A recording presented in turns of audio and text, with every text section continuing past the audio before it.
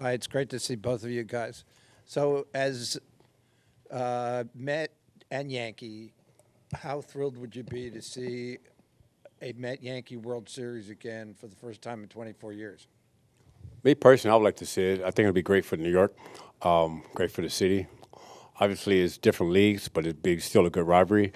In 2000, I was involved in that. I was on the other side with the Mets, so it's a little weird for me being a player coming in from the visitors' dugout, you know, coming in on a bus to City Field, well, Shea Stadium at that time.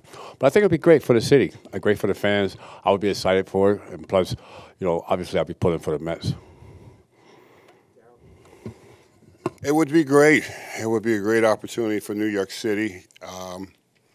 After all that everybody's been through, sports bring people together. But you have to do your part. I mean, they're going to have to get through. The Mets are going to have to get through a good Dodger ball club. It's not going to be easy. So the Yankees are doing their part, and the Mets got to play tonight and see what happens. And you just hope that it does happen for everyone because, I mean, you know how everybody is here. They need the bragging rights. Of who's the best in the city. Sometimes you would think you would want it by yourself because I remember the times of us playing, we had the city to ourselves. When I was playing over here at the Mets, we didn't have to share it with the Yankees. And when I played at the Yankees, we didn't have to share it with the Mets. So, but they would have to share the city to see who is the best at this particular time. So, Go to Bob here in the front. For Dylan Dwight, it was '88 was the last time these two teams faced each other in the NLCS. What do you remember from that series, and did you think that '88 club was actually better than the '86 World Series champion team? Wow, yeah, I was having a great day till you brought that up. Obviously from '88, what I remember is the Mike Scioscia home run in game, I guess 5. Because we win that game, we go up 3-1. Obviously, I made a bad pitch to Mike Scioscia in the ninth. He had the home run. But '88 team, I think on paper, probably was better than '86 team on paper.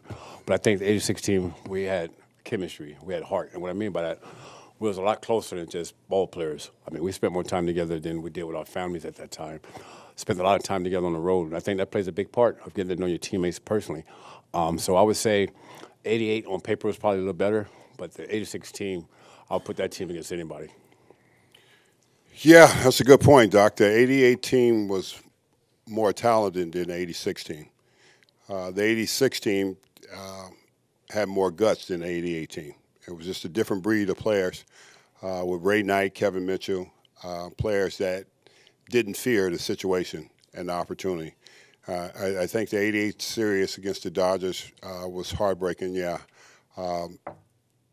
I've never gotten over that of losing that '88 series. But you got to remember the Dodgers were extremely hot coming in, playing at the end of that season, and they had some big moments. Social home run, Gibson, he did. Kirk did some big home runs. They just did things right. Playoff baseball is about who comes up with the big hit in the big situation, and who doesn't. And I think that's what happened in an '88 series for us. But the '86 series, we had players on the team that sat on the bench, and if you got ahead in a ball game against us, we knew we were coming back and win. And that was the difference. We didn't have that kind of same feeling. The chemistry was different, and like I said, the '86 team had a lot of guts. We realized that we was not going to lose. We were going to come back no matter what the circumstances was. And did it make you feel any better or worse that '88 Dodger team beat a heavily favored Oakland A's team as well? It made me feel better after they went on the sweep down. That just reminded me after them playing a seven-game series like that, and both teams were drained, and pitching was drained, and the Dodgers go on and sweep that Oakland team, which was supposed to be the team of the century that year. Better than everybody else, and kind of made me feel better. After seeing that, I kind of just was able to turn it over. It was hard to turn that series over, that 1988 series over, but I had to eventually leave it there and get past it. But when Oakland when Oakland beat them, when they beat Oakland, then it made you feel a lot better. We'll stay in the front row on the left side. You guys brought up the comebacks from '86. This team obviously does that as well. But anything else of this current team remind you of that '86 team? I think watching it, obviously I was a pitcher, but I think the lineup is very deep. Our lineup was very deep, that anybody in our lineup can hurt you. There's no one guy that you could pitch around and feel comfortable with. And I know being a pitcher, when you face a lineup like that, there's no breathing room. Normally when you're facing a weak team, the first 3 innings you're trying to get yourself together, find your rhythm. But a lineup like what the Mets have, you have to be ready from the first hitter on and go. And the Mets been able to do that for the most part. Yeah, I think these guys really believe in themselves, which is good. They had a great run at the end of the season to get to this place. Lindor come up with some big hits for them in crucial situations. That's what it takes. And I think, Pete, with his big home run in Milwaukee, was a really turning point for them as a group, because it takes all your guys to be able to perform in those particular situations, and they all did. And that's what it takes to get to this next level, to be able to get to the National League Championship and advance and try to get to the series. These guys are good in big situations. Viento, he's good. Young player. He's good. He's not afraid. He's not trying to do too much. He's trying to just put the ball in play, and he's strong. He can hit the ball to the opposite field like he did. Hit the grand slam the other day, and big home runs in the series against Philly. They just do the little things. They do it just like we did. You get in those situations. You don't have to really count on just one particular guy to do it all the time. It's like, okay, we play today, we win today. Let somebody do it. Whoever wants to do it, do it. And that's what baseball is really all about when you get into playoff baseball, because it's a short window, it's a short time, and it's not guaranteed it's going to always be like this for you. And you got to take advantage of it. And I think they've done a great job of taking advantage of those situations that they've been in. Come over to Laura on the right side.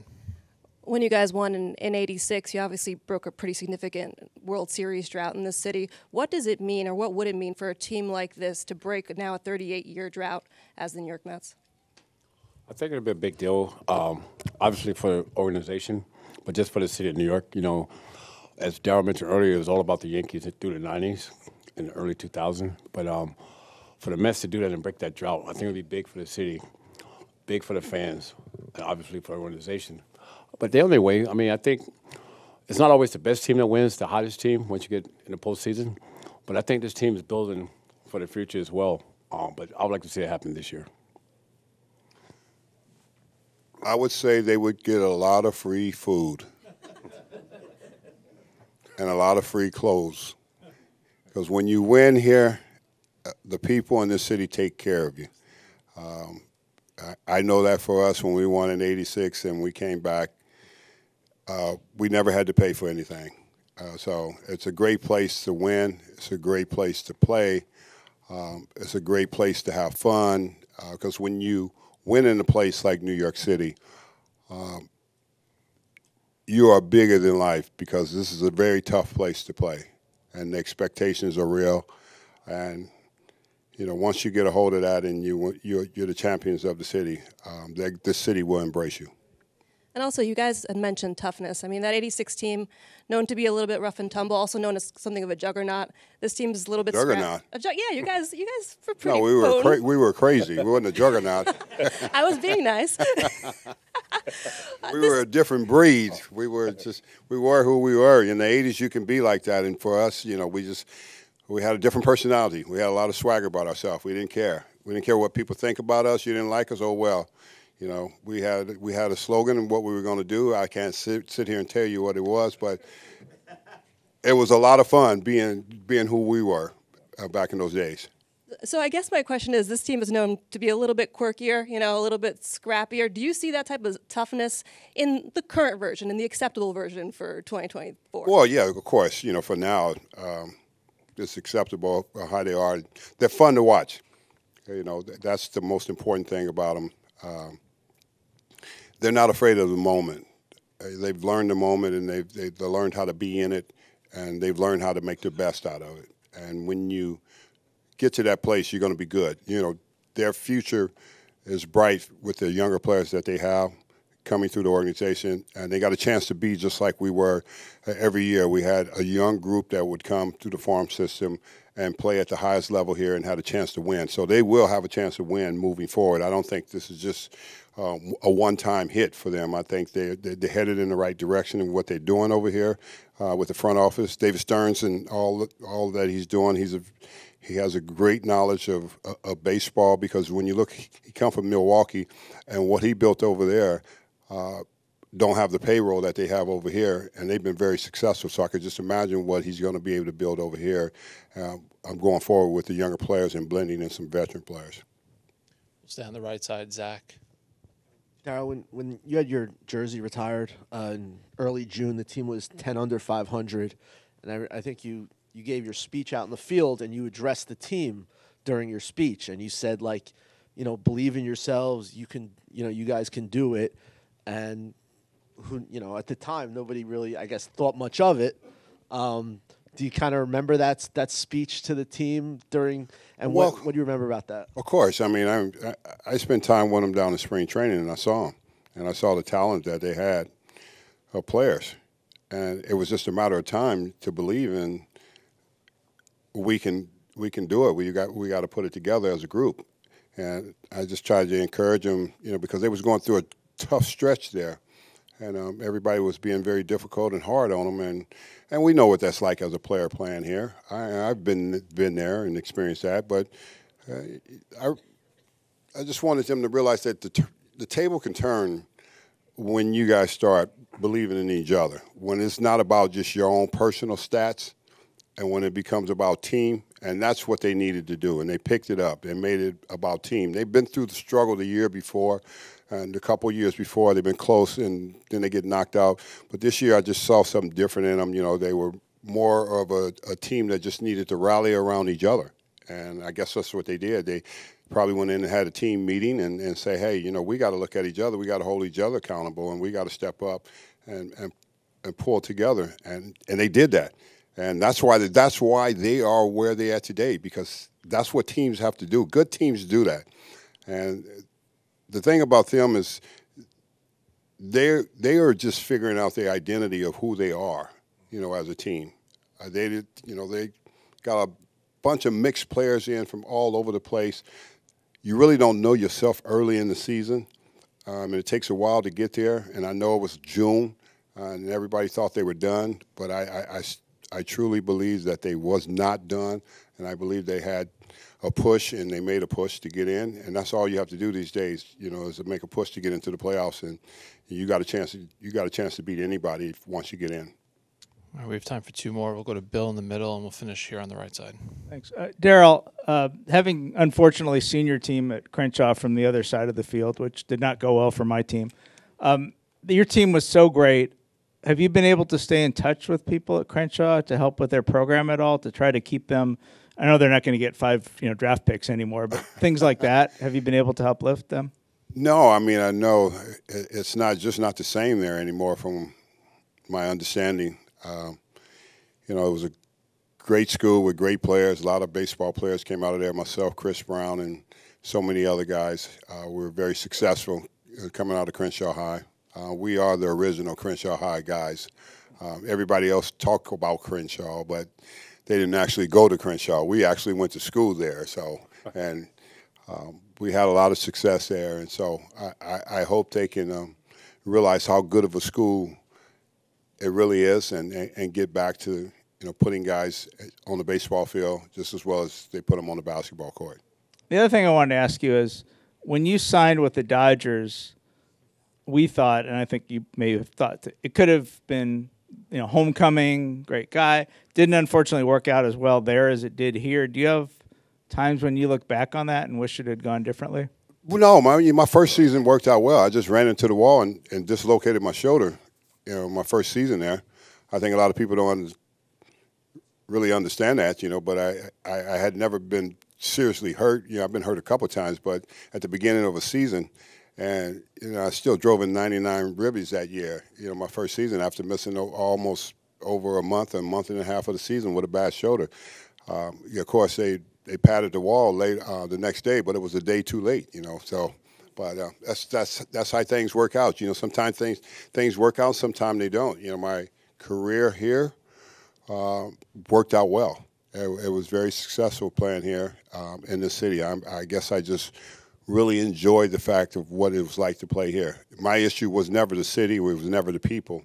You know, when I became a free agent, my issue was dealing with the front office. I didn't have a relationship. It was broken, so I ended up signing with the Dodgers. And we'll finish up here on the right side. Hey guys, two-part question. One, was 1988 the first thing you thought about when Mets Dodgers the series was finalized? And I have a follow-up.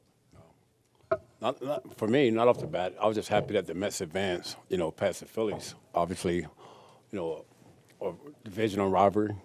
So I was happy they got past them. Obviously, playing the Dodgers, like you just brought up, you get asked questions that kind of take you back to what could have been.